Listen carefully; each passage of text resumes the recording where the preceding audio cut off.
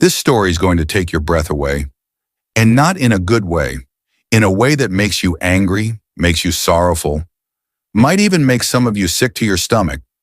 This is a very tough story to tell, but it is a necessary one. I need you to stay with me. If at any point this becomes too heavy, pause. Come back. That is perfectly fine. I only ask that you finish, because there is something waiting at the end of this story that I did not see coming myself. A truth so devastating it will reframe everything you heard before it. But it will not make sense unless you hear the whole thing. Before I tell you her name, I need you to understand the world she was born into. Because what happened to her was not an accident. It was not random. It was the result of a permission slip issued 34 years before the night in question, and never revoked. Her name was Betty Jean Owens. She was 19 years old, and she had done everything right. Before I tell you what happened to Betty Jean Owens, I need to tell you what was already waiting for her before she was born, because that is the part most people skip. They go straight to the night, straight to the horror, straight to the courtroom, and they treat it like a story that began on May 2nd, 1959. It did not begin there. What happened to Betty Jean had roots that ran 34 years deep, and if you don't understand those roots, you will spend this entire story asking the wrong question. You'll ask, how could something like this happen? And when the real question, the one this story demands, is why would anyone have expected it not to? Go back to 1925. Mississippi. A 17-year-old black boy named L.Q. Ivy was accused by a white woman of attacking her. People who knew her believed she had fabricated the story, that it was cover for one of her many affairs, a way to explain something she needed explained. But in Mississippi in 1925, the accusation of a white woman against a black boy was not a legal matter. It was a verdict. L.Q. Ivy was seized, tortured, and burned alive in front of thousands of people. Thousands, men, women, people who came and watched and went home afterwards and had their supper. He was 17 years old, and the woman whose story likely cost him his life faced no consequence at all. That is the world we are standing in. Hold it in your mind. Now move a few weeks forward, a few states over. North Carolina, 1925. A young black girl, her name was never recorded, and that silence is its own kind of violence, was attacked and violated by a white man. He did not deny it. He confessed. He stood before a judge and admitted what he had done to her, and the judge looked at this man and at this girl and made a decision. He issued a warning, not a sentence, not prison, not so much as a fine. A warning, the kind you give a child who runs in the house, the kind that says, don't do that again, but we both know the consequences of doing it again are also nothing. The Chicago Defender, one of the most important black newspapers in America, wrote about this. They did not mince their language. They said that the law, by responding this way, was not failing black women. It was actively encouraging attacks against them, that it was making heroes of the men who committed them, that it was sending a signal, loud and clear, to every white man in the country who had ever looked at a black woman and felt entitled. Go ahead. The courts will not stop you. The jails will not hold you. The law is not for her. The law is for you. That was 1925. Now I want you to sit with what happened between 1925 and 1959. 34 years. That is not a short time. That is a generation and a half. That is enough time for boys to become men, for men to have sons, for sons to grow up listening to the way their fathers talked about black women. Enough time for that 1925 warning to echo and echo and echo again, in courtrooms and sheriff's offices and front porches all across the South. Enough time for that permission slip to be passed down like an inheritance. And in all of those 34 years, an uncounted number of black women and girls paid the price for it. We do not know their names. Nobody wrote them down. No newspaper ran their photographs. No grand jury was convened for them. They lived through what they lived through, or they did not live through it, and the world moved on without recording that they had ever suffered at all. That is not an accident. That is a policy, a deliberate erasure of black women's pain, so that the men who caused it would never have to see the accumulation of what they had done. But just because their names were not written down does not mean their pain was not real. It was real. Every single one of them was real. And that pipeline, from that judge's 1925 warning, went through every unpunished attack in the decades that followed, through every dismissed complaint and every laughing acquittal, and every courtroom where a black woman's testimony was treated as entertainment rather than evidence. That pipeline ran in a straight, unbroken line directly to a specific night, a specific city, a specific street, Tallahassee, Florida, May 2nd, 1959. A blue Chevrolet moving slowly through the black section of town. 4 white men inside who had made a plan for the evening, who used a word for the girl they were looking for that I will not repeat here, who believed with complete confidence that what they were about to do would cost them nothing. They had 34 years of evidence to support that belief. What happened to Betty Jean Owens was not random. It was not a coincidence. It was not an isolated act of evil by 4 unusual men. It was a permission slip written in 1925 that had never expired. Someone was always going to redeem it. That night it was her. We don't know everything about Betty Jean Owens. That is one of the quiet cruelties of this story. That the event which made her name known to the world is also the thing that swallowed up everything that came before it. We don't know what she wanted to be when she grew up. We don't know what her laugh sounded like, or what subject gave her trouble in school, or what she cooked when she went home for the holidays. We don't know the small, ordinary, irreplaceable details that make a person rather than a case number. What we know is this. She was born around 1940 in Florida. She was one of at least 3 children, because she had a mother and a father and siblings, a family that held her before the world ever learned her name. In the photographs and records that survive from that era, the girls who look like Betty Jean are serious-faced but not sad, composed. The kind of composed that is not the absence of feeling, but the careful management of it. A quality that black girls in the Jim Crow South learned early because the world did not make room for any other presentation. She was that kind of girl, quiet but certain, the kind who shows up on time, does the work, and does not make a fuss about doing it. And in the fall of 1958, 18 years old, one of countless young black Floridians who had spent their whole lives navigating a state that did not want them, she made a decision that would define the next chapter of her life. She enrolled at Florida Agricultural and Mechanical University, FAMU, a historically black university in Tallahassee, and that September, she walked through its gates as a college freshman. I want you to understand what that meant, not just practically, though practically it meant everything. It meant a future, it meant a path into adulthood that her parents likely never had access to, but what it meant on the inside. What it felt like in your body to walk onto a campus where every face around you was your face, where the professors looked like your aunties and your uncles, where nobody crossed the street when they saw you coming, or watched you in a store, or called you something other than your name. Racism is exhausting in a way that is almost impossible to explain to someone who has never carried it. It follows you. It is in the air when you wake up and in the air when you go to sleep. It sits in the room when you are trying to think. It changes the way you hold your body on a bus, the way you measure your words before you speak, the way you calculate every entrance and exit. And one of the things it does, quietly, persistently, is make you feel like a category instead of a person. Like you are always being perceived before you are ever truly seen. But at FAMU, that weight lifted. Not completely, not permanently. The world outside the campus gates was still what it was. But for a few hours a day in a classroom, in the dining hall, walking across the quad, Betty Jean Owens was not a black girl in Jim Crow, Florida. She was just Betty. Just a freshman who was figuring out her schedule and choosing her friends and learning, maybe for the first time in her life, what it felt like to simply exist without bracing for what came next. That is what the HBCU gave her, and she had had it for 6 months when May of 1959 arrived. On the night of May 2nd, 1959, Betty Jean and her friends got dressed for the Orange and Green Ball, one of FAMU's big social events of the year. She had a date. His name was Richard Brown, and he was 18 years old and wore a tuxedo.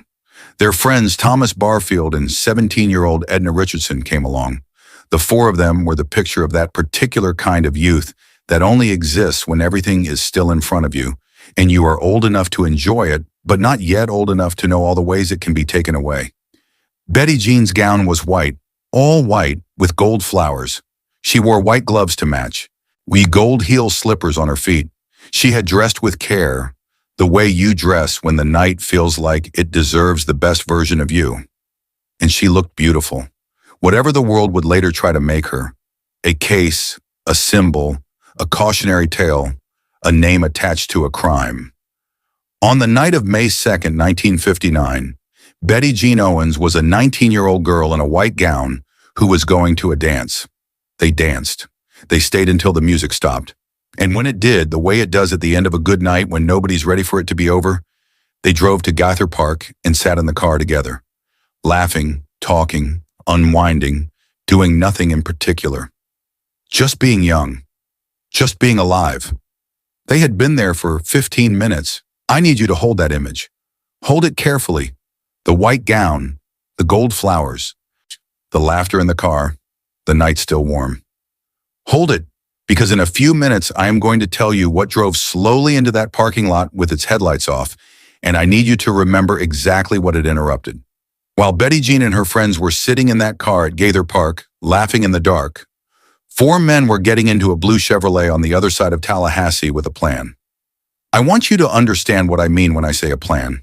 I do not mean impulse. I do not mean a night that got out of hand, or a decision that happened in a moment of weakness, or men who had too much to drink and lost their judgment. I mean a conversation.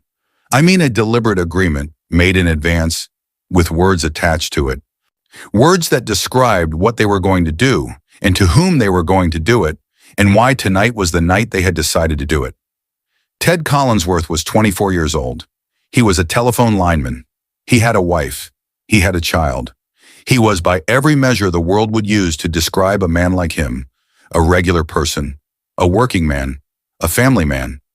Patrick Scarborough was 20 years old, an airman in the United States Air Force, stationed near Tallahassee, wearing the uniform of the country whose laws were supposed to protect everyone equally. David Beagles was 18, a senior at Leon High School, a boy technically, less than a month maybe from graduation, and Alan Stardomere was 16 years old. 16, too young to vote, too young to buy a drink. Old enough, apparently, so to sit in that car and agree to what was being proposed. 4 men, different ages, different stations, different futures ahead of them. And on the night of May 2nd, 1959, one shared conviction that a black woman's body was theirs to take, not ask for, not earn, take.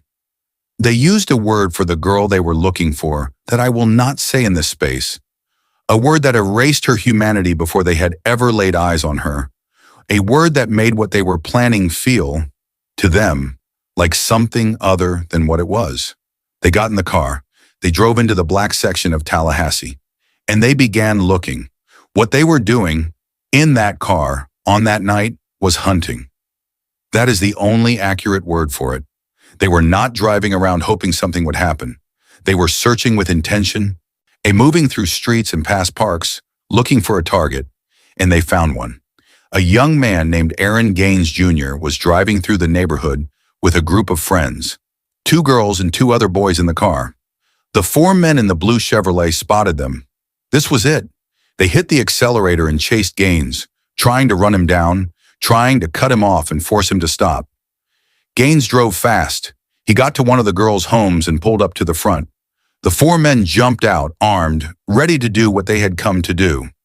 And then a light came on inside the house. One of the girls' mothers came to the door. That was all it took. The presence of a mother standing in a lit doorway was enough to make them hesitate, to pull back, to recalculate. They got in the car. They drove away. But here is what I need you to understand about that moment, because this is where a lot of people would end the story if it had ended there and say, see, it worked out. Someone was protected. The system, or at least a mother's instinct, which is older than any system, intervened.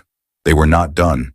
They drove away from Aaron Gaines' house, and they circled back around, back through the black section of town, still looking. The plan had not changed. Only the target had. They had not been scared off or shamed into going home. They had been inconvenienced. There is a profound difference between a man who is frightened into stopping and a man who is merely redirected, and these were men who had been redirected. The night was still young. The belief that they were entitled to it was still intact. All they needed was a different car. That is the part of this story that I find hardest to sit with. Not just what happened to Betty Jean, though that is devastating and we will get there, but the specific, particular randomness of why it was her. She was not targeted because of who she was. They did not know her name. They did not know she was a freshman at FAMU, or that she had been dancing all night, or that she was wearing a white gown with gold flowers. They did not know anything about her at all. She was chosen because she was black and she was there, and the men in that car had decided, before they ever left the house, that the night owed them something. She was simply the next car. And across town, completely unaware that a blue Chevrolet was making its way toward her, Betty Jean Owens was still laughing. It came in without headlights. That is the first thing. The blue Chevrolet did not pull into Gaither Park the way a car pulls into a park. It crept. Slowly, without light, the way something moves when it does not want to be seen before it is ready to be seen. Betty Jean and her friends were sitting in their car, still warm from the night, still caught in the last edges of a good evening. And outside, in the dark that the headlights should have cut through and did not, 4 doors opened. 4 men got out. They were armed, firearms, and switchblades. Foot long, the kind that do not leave any room for misunderstanding about what they are for. Patrick Scarborough moved first. He walked directly to the driver's side, and he pressed his weapon against Richard Brown's nose. Not near it. Against it. The cold metal touching skin. "Get out," he said. "Now."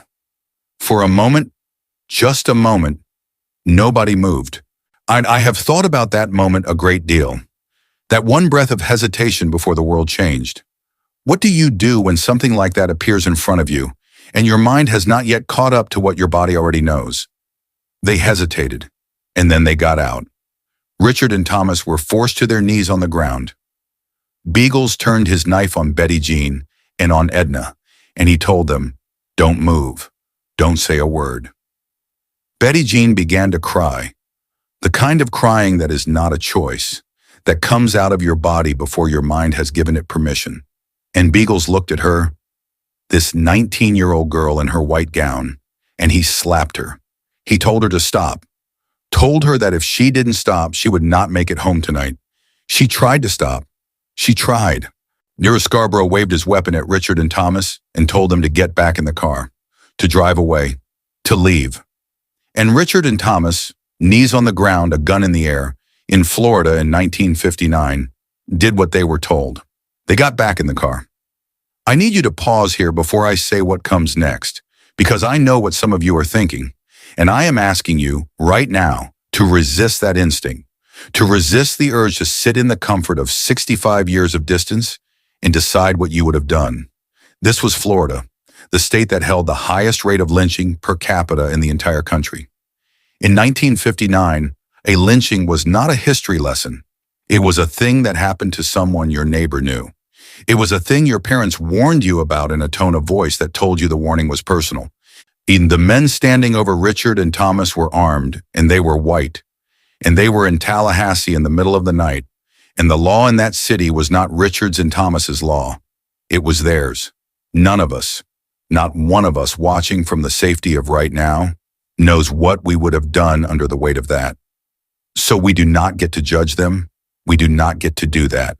The car pulled away slowly. Betty Jean watched it go. She screamed for them not to leave her. The sound of her voice only made the men tighten their grip. And then Edna ran. She saw a gap, a second where the men's attention shifted, a seam in the darkness. And she took it.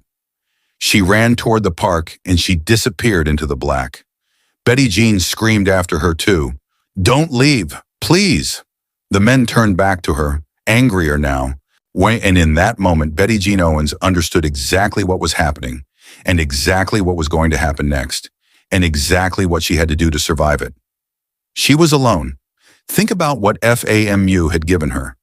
Think about what we said about the HBCU just one chapter ago, that it was the one place the outside world could not follow. That inside those gates she was not a category. She was not a threat to be managed. She was just Betty. For 6 months she had breathed that air. She had laughed in that quad and walked those halls and let herself finally feel something close to safe. Jim Crow does not need an invitation. He does not check for gates. He does not stop at the edges of the places black people have built for themselves and decide to respect the boundary. He goes where he wants. He finds who he wants. He found Betty Jean Owens at 1 o'clock in the morning on May 2nd, 1959, in a park in Tallahassee, Florida, and he had 4 faces and 4 weapons, and he did not care what she was wearing or where she had been or what kind of girl she was or what her future was supposed to hold. She was in the back of that blue Chevrolet before the night was over, still in her white gown, still in her gold heel slippers, moving away from everything she had known before that night, and towards something that would take her the rest of her life to carry. I have to be honest with you about something before I continue. I recorded this section 4 times. Every time I got to this part of the story, I stopped. Not because I didn't know the words, I knew the words. I had read the reports, I had read the testimony, I had the facts in front of me, wool in black and white, on paper. But every time I opened my mouth to say them out loud, my mind went somewhere I wasn't prepared for. It went to 1959. It went to a road off Orange Avenue in Tallahassee. It went to a 19-year-old girl on the ground in a white gown with gold flowers. And I had to stop. I'm telling you that not for sympathy. I'm telling you because if I, sitting in a recording studio in the present day, 65 years removed from what happened, with every protection that distance and time and a microphone provide, if I could not get through this without breaking, then I need you to understand what it meant to live it, what it costs to carry it, what Betty Jean Owens absorbed into her body on that road and walked around with for the rest of her life. We owe her the truth. She lived it. We can bear to hear it. The blue Chevrolet stopped on a remote stretch of road off Orange Avenue, away from lights, away from people, away from anything that might see or hear or intervene. They pulled Betty Jean out of the car. She was still in her white gown. She begged them. She used every word a person can use when they are trying to reach the humanity in someone and finding nothing there. She begged them to let her go. She told them she hadn't done anything. She told them, please. David Beagles took his knife and pressed it against her throat. Not near it, against it. And he told her, lie down. Let us do what we want, and we will let you go. She did not believe him. She already knew. They had set it in front of her as if she were furniture, as if she could not hear, that when they were finished with her, they were going to get rid of her. Those were the words they used, get rid of her, like something you throw away when you are done with it. But the knife was at her throat, and she had no choice. She was on the ground for 3 hours. They violated her 7 times. She was not permitted to rise, not once, not for any reason, for the entire duration. They took turns. They cheered each other on. They laughed. By the second round, some of them had lost the intensity of the first and stood watching instead. The way men watch something that belongs to them and requires nothing further from them in that moment. Ted Collinsworth violated her twice. Not once. Twice. And through all of it, every single second of all of it, Betty Jean Owens was present, conscious, breathing, thinking. That is the part that undoes me most, that she was there for every second of it. That her mind was running the entire time, racing, desperate, searching for something, anything, that might keep her alive. She was not absent. She was not spared the experience of her own violation by shock or unconsciousness. She was awake and aware, and she experienced every moment as it happened to her, and she knew, the whole time, that they planned to make sure she could never tell anyone about it. So she made a decision. She decided to make them believe she had forgiven them. I want you to sit with that for a moment. A 19-year-old girl on the ground, off a remote road in Tallahassee, in the dark, in her ruined white gown, and she is performing forgiveness for the men who are destroying her, because she has calculated that it is the only currency she has left. Not fighting, not screaming, not begging. She had already tried all of those things and they had not worked. What she had left was this: the performance of a grace she did not feel, aimed at men who did not deserve it, because it was the one thing that might make them hesitate before they discarded her. That is not weakness. Do not let anyone tell you that is weakness. That is the most precise, cold-blooded act of survival in this entire story. Betty Jean Owens, with a knife already at her throat and a plan for her death already spoken aloud in her presence, chose to think, chose to strategize, chose to stay alive by any means she had. When it was over, they blindfolded her with a cloth diaper. They bound her hands. They gagged her. And they put her on the floorboard of the back seat and got back in the car. Her white gown was no longer white. The night was not over. The road was dark. And Betty Jean Owens lay on that floorboard and breathed and did not make a sound and thought about surviving the next 5 minutes. And then the next 5 after that. They did not leave her. I want you to know that before anything else, because this story has enough darkness in it, and this part matters. Richard Brown and Thomas Barfield drove around that corner with a gun at their backs and an order ringing in their ears. And they did not keep driving. They pulled over. They cut the engine.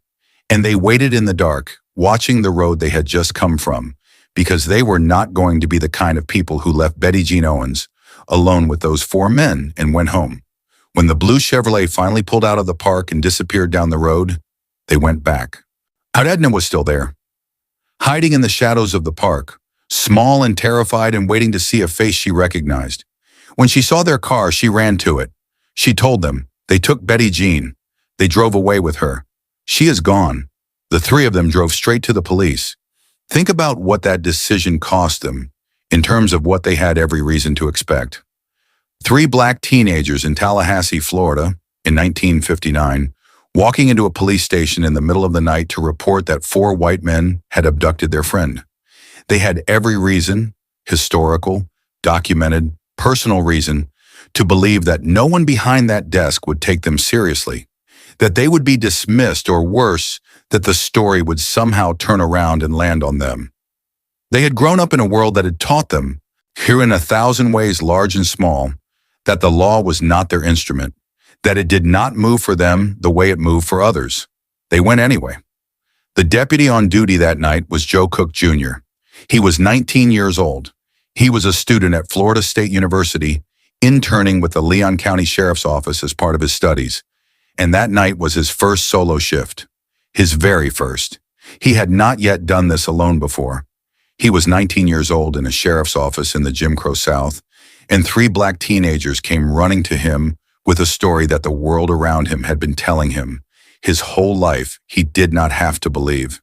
He believed it. He did not ask them to slow down and explain themselves better. He did not look past them or through them or at the floor. He listened, and then he moved. Well, he alerted his superiors immediately. Cruisers began fanning out across Tallahassee. The city police, highway patrol, other deputies, all of them now looking for a blue Chevrolet carrying 4 white men and a black girl who did not want to be there. Cook took Richard and Thomas in his car. They had a description of the vehicle. They had a description of the men. They drove through the dark city for 3 hours, street by street, searching. 3 hours is a long time to search. 3 hours is also a long time to be on a floorboard with your hands bound and a cloth over your eyes, breathing through a gag, listening to the men above you debate what to do with you when it is over. Betty Jean was doing both at the same time, surviving in one car while Cook was searching in another, neither of them able to see the other, the whole city between them. At 4 o'clock in the morning, someone spotted the blue Chevrolet. Cook hit his lights and his siren. The 4 men ran. What followed was a chase through the streets of Tallahassee at speeds reaching 100 miles an hour. And somewhere in the middle of it, inside that car, one of the men said they should get rid of Betty Jean. Dump her. Get her out of the vehicle before the police got close enough to find her. Another one said they couldn't. Cook was too close. They had run out of time to do what they had planned to do to her. Cook forced the car to the curb.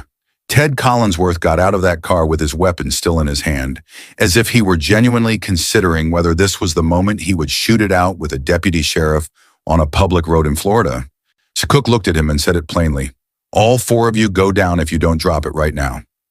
Collinsworth looked at him. He dropped it. They all did. And then Cook heard something from the back seat of the Chevrolet, muffled, frantic, the sound of someone who had been waiting for 3 hours, for a voice that wasn't one of those four. Richard and Thomas got to her first. They opened the door and they found her on the floorboard, bound, gagged, blindfolded, still in her white gown. They helped her out of the car. The moment her feet touched the ground, her legs gave way and she collapsed. The four men were put in a police car. They were laughing, joking about the night, the way men laugh when they believe the punchline is still coming, and the punchline is that nothing will happen to them.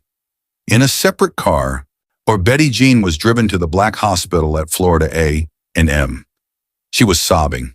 Her face was wet with tears. Her arms were still trembling. Officers who were there that night remembered it later. Remembered the sound of her crying, the way her body shook, the face of a girl who had survived something and was only just beginning to understand the full cost of having done so. 2 cars, 2 destinations, the same night. And Joe Cook Jr. went back to his shift. All 4 of them confessed. That is the first thing you need to hold on to as we walk into this next part of the story. Before any lawyer stood up in any courtroom, before a single argument was made or a single witness was sworn in, each of the 4 men had already taken a pen and written down what they did to Betty Jean Owens. They signed it. Sheriff Hamlet asked if they wanted to review their statements, to make corrections, to add anything they felt was missing. David Beagles read through his, looked up, and smiled. He said he had just one minor correction to make. One. As if the document were a grocery list with a spelling error. They confessed. And then they pleaded not guilty. When that arraignment happened, when those 2 words came out of their mouths in a Tallahassee courtroom, in front of a balcony full of black observers who had packed that room because they understood exactly what was at stake, the sound that came back from that balcony was not silence. It was not measured restraint. People gasped. They howled. Because they knew what not guilty meant. It meant the fight was not over. It meant Betty Jean was going to have to do it again. She was still in the hospital when the grand jury was convened on May 6th, 4 days after the attack. She had not yet fully come back into herself. The shock was still in her body, the kind of shock that medication can dull but cannot touch at the root. And yet she was transported from the hospital to the Leon County Courthouse to testify. She came with her mother, her brother, a nurse, a hospital administrator. 5 people building a small wall of protection around a 19-year-old girl who had to walk into the place where the law lived and ask it one more time to see her. The grand jury indicted all 4 men. It was the first time in the history of Florida that white men had been held in custody without bail while awaiting trial for violating a black woman. That had never happened before. Let that land. Not in any of the years before, not in any of the cases that never made it this far. This was the first time. FAMU understood what that meant. The morning after the attack, before the indictments, before any of the legal machinery had even started turning, 1,500 students packed into Lee Auditorium for a unity rally. They came back the next day to the quad, carrying signs. It could have been your sister. It could have been your wife. It could have been your mother. My God, how much more can we take? Dr. Martin Luther King Jr. was in Tallahassee just days later, and he stood before those students and praised them for what they had done. He called for justice. Everyone was watching. The whole country was watching. And then June 10th arrived. The trial began. I spent years as a litigator and a trial lawyer. And I have cross-examined hundreds of witnesses. I have asked hard questions in high-pressure rooms, and I know what it looks like when an attorney is trying to find the truth. And I know what it looks like when an attorney is trying to destroy someone. What Betty Jean walked into on that witness stand was not a search for truth. It was a demolition project. And the 4 defense attorneys came in with their tools already out. Betty Jean told the jury everything. She did not soften it or spare them or look for the words that might make it easier to hear. She described the weapons, the guns, the foot-long switchblades. She described the hours. She described what they did to her body 7 times on the ground. She told them that her arm and her leg stopped working because of the position she was forced to hold for 3 uninterrupted hours, that for days afterwards she could not use them. She described the bruise across her chest where the bodice of her white gown had pressed into her skin, over and over, under the weight of 4 men who took turns. She told them everything, every detail. She held nothing back. And then the defense stood up. What they did next had a name, though they would not have used it. Historians and legal scholars call it the 3D strategy: discredit, destroy, demean. It was not invented for this trial. It had been used in Jim Crow courtrooms for decades whenever a black woman had the audacity to report what a white man had done to her. It drew on a lie so old it predates the Confederacy: the Jezebel myth.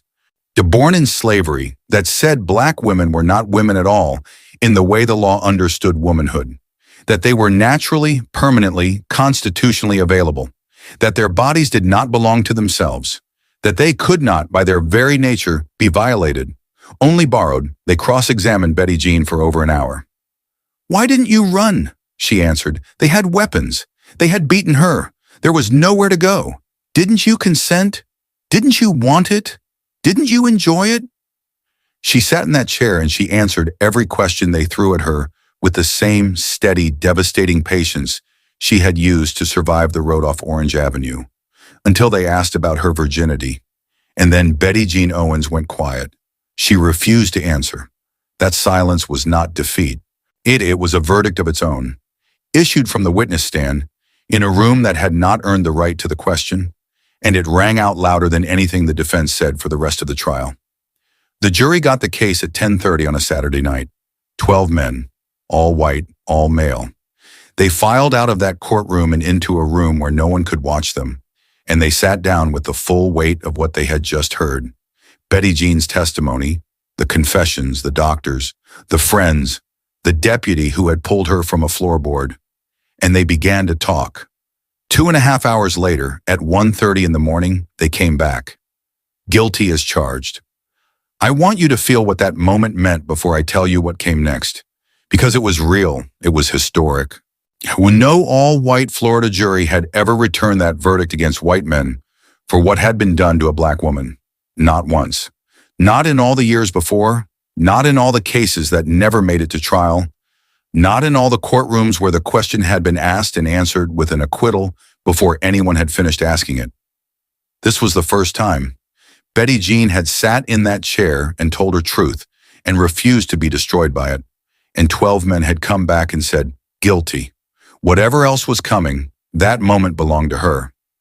It was real and it mattered, and we should not move past it too quickly. But here is what else those 12 men said. They recommended mercy. That is the word they used, mercy. They were asking the judge not to send the 4 men to the electric chair. They were asking that their lives be spared. And they gave a reason for it. They put it in their recommendation for the record, so that history would know exactly how they thought about what had been done to Betty Jean Owens on that road off Orange Avenue. They said there was no brutality involved. They said she had not been beaten or physically harmed except by the violations themselves. I need you to sit with that sentence. Read it again if you have to. No brutality, except the violations. The foot-long switchblades. Apparently those were not brutality. The firearms pressed against the faces of her friends, not brutality. The slap across her face when she cried, the knife at her throat, the hours on the ground, the arm that stopped working, the leg that stopped working. Now the bruise across her chest from the bodice of her gown pressing into her skin for 3 uninterrupted hours. None of that, in the judgment of 12 men who had heard every word of it testified under oath, rose to the level of brutality, because the person it happened to was Betty Jean Owens. And in that courtroom in Florida, in 1959, Betty Jean Owens was not the kind of person whose pain qualified as brutality. That is what the mercy recommendation said. Not in those words, but in those words exactly. When the Reverend A. Joseph Reich, the former NAACP state president in Florida, heard the verdict, he did not celebrate. He said what needed to be said, plainly and without decoration. He said that Florida had maintained its fine record of never sending a white man to the electric chair for violating a black woman, and that the record remained, that they could all rest easy knowing it was still intact. Across the country, the black press did not rest. The Pittsburgh Courier ran it. The Chicago Defender ran it. Full pages. Urgent headlines. The fury was not just about this verdict. It was about what this verdict, even in its historic guilt, had refused to do. Black men had been sent to the electric chair in Florida 37 times in the previous 25 years for violating white women. 37 times.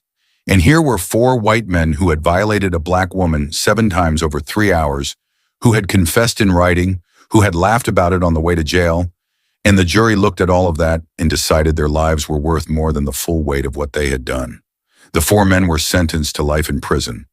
All 4 were paroled within 8 years.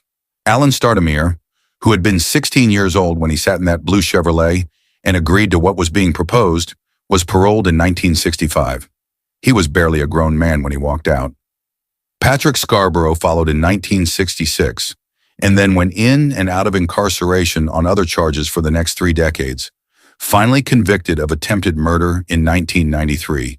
Finally given a life sentence for something that was not Betty Jean. Ted Collinsworth was paroled in 1967, was back in prison by 1975, paroled again in 1976. 8 years. That is what a Florida jury's mercy looked like when it was measured in time. 8 years for 3 hours on the ground. 8 years for 7 violations. 8 years for the arm and the leg and the bruise and the gown.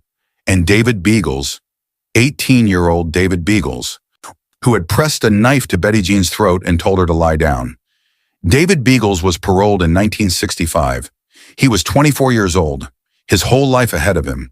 The jury's mercy had given it back to him, and he would use it. David Beagles walked out of prison in 1965. He was 24 years old. He had served 6 years. 6 years for 3 hours on a road off Orange Avenue, for a knife at a 19-year-old girl's throat, for 7 violations, for the plans they had made to discard her when they were done. 6 years. And then the gate opened, and the world gave him back to itself. He did not let go of what had happened to him. That is the thing I need you to understand. Most people, when they are released from prison, are trying to forget, trying to build something new on top of what they did, to get distance from it, so to move forward in whatever direction forward still exists for them. David Beagles was not doing that. He was carrying 1959 with him the way you carry a grievance. Deliberately, carefully, feeding it so it does not die. He told people. He said it out loud to people who knew him, that he wanted revenge. That being convicted for what he did to Betty Jean Owens was an injustice he had not forgiven and did not plan to forgive. He said he planned to kill a black woman because of it.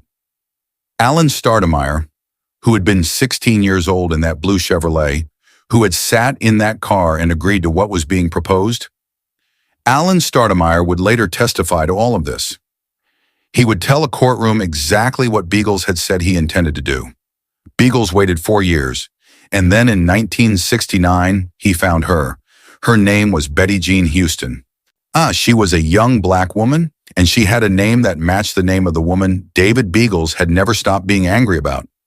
Whether that was coincidence or whether it was the thing that made him choose her specifically, we cannot say with certainty. What we know is what he did. He beat her. He choked her. He shot her in the head. And Betty Jean Houston, shot, beaten, a half mile from where it started, ran. That is the part that undoes me. She ran. With a bullet in her head and his hands already on her, she ran half a mile before he caught her, before he finished what he had started, before he buried her in a shallow grave and walked away. I need you to stop moving for a moment. I need you to stay right here with me, because this is the part of the story that cannot be allowed to pass like a footnote. Betty Jean Houston was not a casualty of circumstance. She was not a woman who happened to be in the wrong place. She was a woman who was hunted by a man who had been told, 10 years earlier, by 12 men in a jury box, that his hatred of black women was forgivable, that his violence against them was survivable, that the life of a black girl was not worth the full measure of what the law could do to him. The 1959 jury did not pull the trigger on Betty Jean Houston, but they handed Beagles the belief that he could, and he held on to that belief for 10 years, through every day of his sentence and every day of his freedom, until he found a young woman with the right name and the wrong luck, and he acted on it. When systems do not punish brutality, they permit it. Permitted impunity is repeated impunity. That is not rhetoric. For now, that is what happened. That is the direct, documented, testified to line between a jury recommending mercy in 1959 and a woman running half a mile through the dark with a bullet in her head in 1969. The distance between those two events is exactly the length of one man's certainty that he would not be stopped. An all-white jury looked at the evidence against David Beagles and spared his life again. Life in prison, not death. And then in 1974, an appeals court overturned even that, ruling the jury should not have seen 81 photographs from the crime scene. At retrial, Beagles told the jury he had been driving down the road and accidentally struck Betty Jean Houston with his car and stopped to check on her. Not guilty. The only reason he served any additional time at all was because he had fled the county when her body was found. A parole violation from the 1959 case. The system that failed Betty Jean Owens reached back and caught David Beagles on a technicality. Not on a murder, on running. Now I have to tell you something about Betty Jean Owens that I have been holding back, because there was no right place in this story to say it, and now there is no more waiting. She was pregnant. After everything, after the road, after the hospital, after the grand jury, after taking the stand and refusing to break, after watching 4 men plead not guilty to what they had written down in their own hands, Betty Jean Owens discovered she was carrying a child. She did not know which of the 4 men was the father. She could not know.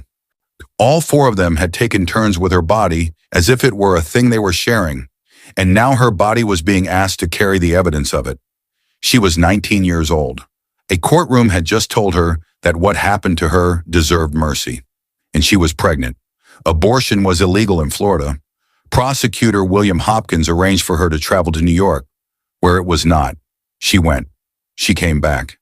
She tried to return to FAMU, to the campus that had been her refuge, the place where for a few months she had been able to breathe. And she could not do it. FAMU was where Jim Crow had found her. Every building, every path, every familiar face held the outline of what the night had taken. She dropped out. She went home to her mother. Time passed the way time does after surviving the unsurvivable. Slowly, then suddenly. Then in long, unmarked stretches where survival starts to look from the outside like ordinary life.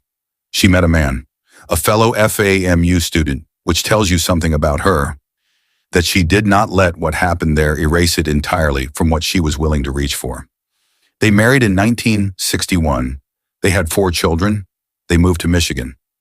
Betty Jean worked as a teacher's aide, shaping other people's children with the same quiet steadiness she had used to endure everything the world had thrown at her. Later, she worked at a credit union. She retired. She grew old. She loved her children deeply and completely, the way a woman loves the people she built her new life around. She never told them what she was carrying, not for 40 years. In the early 2000s, her grandson enrolled at Florida A&M University. In one of his classes, maybe history, maybe sociology, maybe something else entirely, we don't know the details of that ordinary afternoon, he heard about a case from 1959, a black college student, Tallahassee. He went home and told his mother, Betty Jean's daughter, what he had heard. She went online. She read the story. She sat with it. And then she did what daughters do when they finally understand that their mother has been somewhere they were never allowed to follow. She asked. Betty Jean gathered all of her children. She sat them down. And for the first time in 40 years, in a room full of the people she had protected from this truth for 4 decades, she told them what happened to her on the night of May 2nd, 1959. The night she wore the white gown with the gold flowers, the night she danced. Oh, to the night the blue Chevrolet came in without headlights. Her children were devastated. They wept. They had no idea, not any of them, not even a suspicion, not even a half-formed sense that something old and heavy lived in their mother's silence. She had carried it so completely, so privately, with such practiced invisibility, that the people who knew her best in the world had never once seen the weight of it. That is what 40 years of holding something alone looks like from the outside. It looks like nothing. It looks like a woman who worked and loved and raised her children and went to church and grew old without complaint. We do not know if Betty Jean Owens is alive today. She spoke publicly only once in 2011. We do not know what her voice sounds like. And we do not know what she does on the nights when memory refuses to stay where she put it. When 1959 comes back the way it always eventually comes back, in the dark and the quiet when there is nothing left to hold it at bay. What we know is this: Betty Jean Houston should be alive. She is not because a man was taught by a jury that her life was expendable. Betty Jean Owens should never have had to carry this alone for 40 years. She did, because silence was the only protection a system that failed her left her with.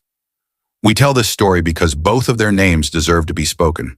Because the unnamed women between 1925 and 1959 who never got a courtroom, never got a confession, never got even the hollow architecture of a trial, they are also here. Their pain runs underneath this story like a current. And their names are also Betty Jean. And if you are a Black woman watching this, if you have ever felt invisible or unprotected, or like the world has decided your pain does not qualify, I need you to hear this directly. You have always mattered. You have always been worth protecting. The fact that the systems around you have so often decided otherwise is not a reflection of your worth. It is a reflection of their failure. Betty Jean Owens mattered in 1959. She matters now, and so do you. As always, I will see you in the next one.